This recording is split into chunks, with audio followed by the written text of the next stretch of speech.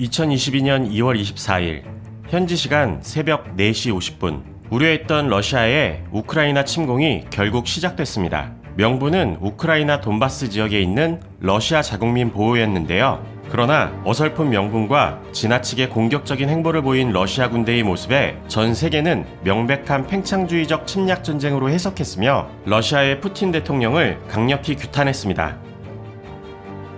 속전속결로 끝내겠다던 우크라이나 침공이 생각 이상으로 길어지고 있습니다. 우크라이나 젤렌스키 대통령은 즉시 계엄령을 선포하고 최대한의 전투병력을 모아 항전을 시작했습니다. 뿐만 아니라 폴란드에 거주하는 우크라이나인 약 2만여 명이 조국을 지키기 위해 역행렬을 보이기까지 하며 우크라이나의 강한 의지를 보였는데요. 여기에 더해 젤렌스키 대통령에게 탈출과 안전보장을 제의한 미국에게 나에겐 탈 것이 아니라 탄약이 필요하다며 거절하는 모습은 우크라이나 국민의 사기를 더욱 높였습니다. 또한 지난 28일 벨라루스에서 열린 협상회담에서는 대조적인 복장과 물러서지 않는 모습으로 다시 한번 전 세계에 강한 인상을 남기기도 했습니다.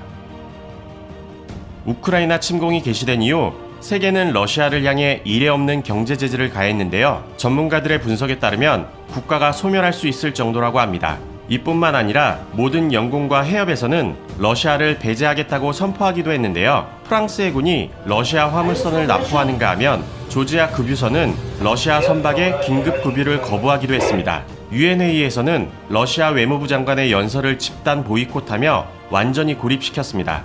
특히 스위프트 제재와 기업들의 기술, 서비스 차단까지 더해지며 루블의 가치가 대폭 하락하고 러시아 중앙은행의 대출이자 금리가 70%까지 상승하는 등 러시아의 경제가 완전히 무너져 내렸습니다.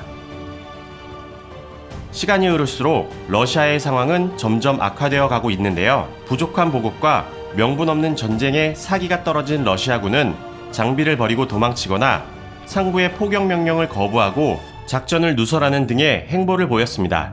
러시아 내부에서도 반전 여론이 강하게 형성되어 50여 개 도시에서 시위가 벌어지고 있는데요. 푸틴 대통령은 오히려 핵무기 협정을 탈퇴하고 서방 세력의 핵 공격 위협을 가했으며 병원과 학교 등 민간 시설에 무차별한 폭격을 하는 등 전쟁을 더욱 확산시켰습니다. 특히나 국제법에 위반되는 집속탄과 진공폭탄의 사용이 의심되기까지 하면서 국제사회의 비난을 받았습니다.